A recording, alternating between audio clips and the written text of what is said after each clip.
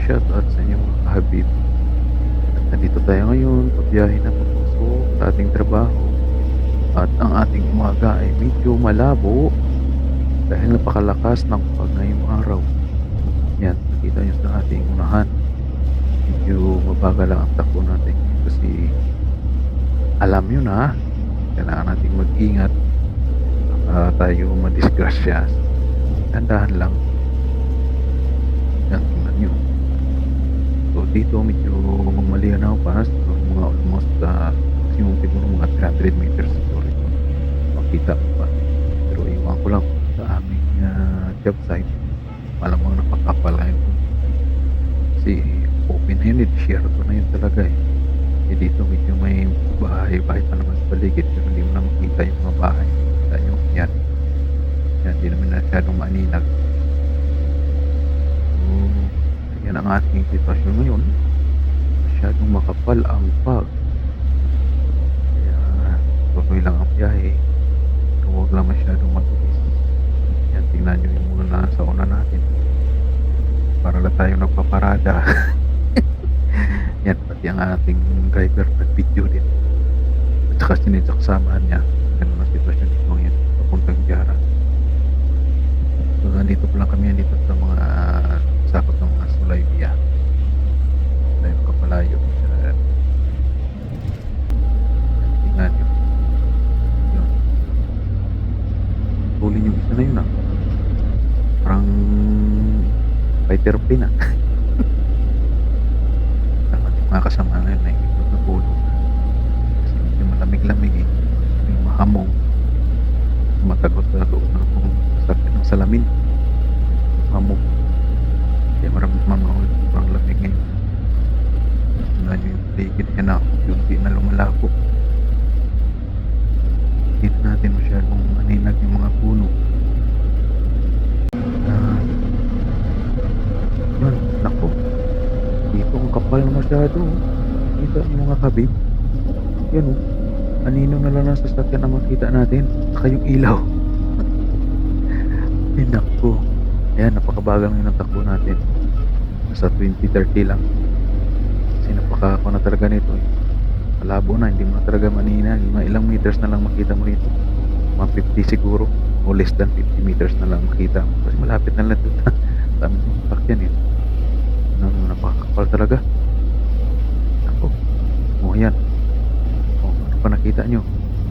Ba, ilaw na lang. Ako, nasa langit na ata tayo yan, tingnan nyo guys.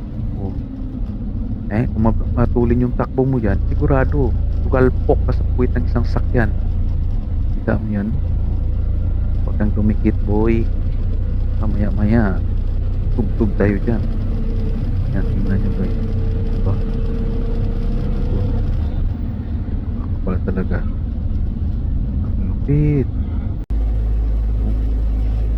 Ito masyado na tayo mabagal. Matulin yung isa na yun feel na feel niya sa ang liwanag ng fog. Ayun tulin din siya ayun, normal lang kasi delikado, ingat din.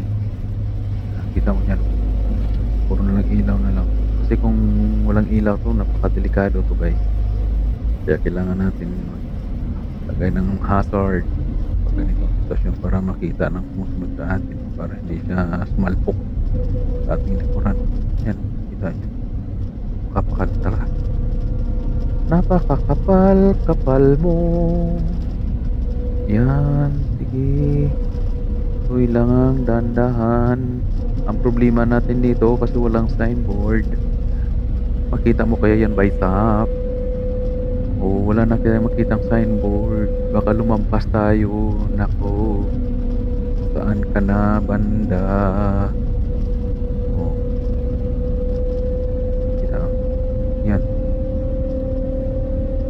kabisado naman siguro ng driver ko kasi siyempre sa araw-araw ng biyahe niya, alam niya yung kung saan niya lulusot kung hindi maligaw. So, sa ganitong sitwasyon dapat talaga memorize mo to parang hindi pa naman nag GPS, ibig sabihin kabisado 'tong driver namin. Kung hindi siya mamaya lumampas, 'di ba? O wala na kayong makita sa paligid natin 'no, dito sa gilid natin wala na.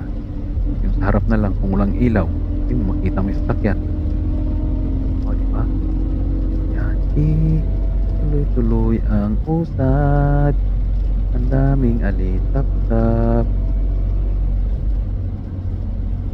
Kaya panoorin niyo na lang kung ano mga narating ano yung mga datnan natin dito, oh, 'di ba? Ayan, tuloy-tuloy ang ligaya.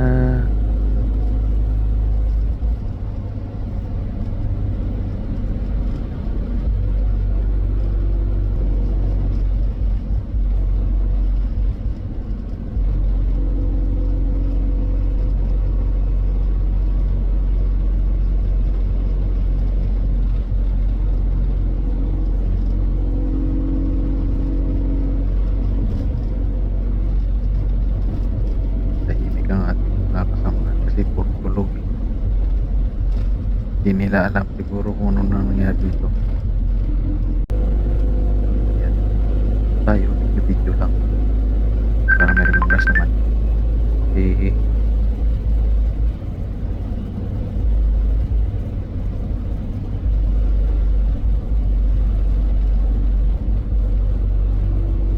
ayan guys. Ayan guys, nagkaligaw-ligaw na kami.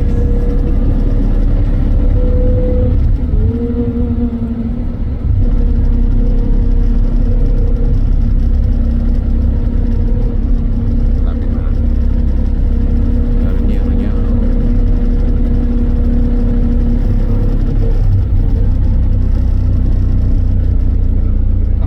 Yeah. Then straight Wow, very blurred. Clear. Oh. So make slowly then after intersection going Baladia. After that we reach again in Jara.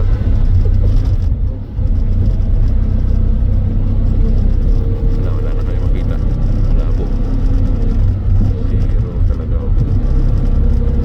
Parating din. Nagkaligaw-ligaw. O diba? You're late.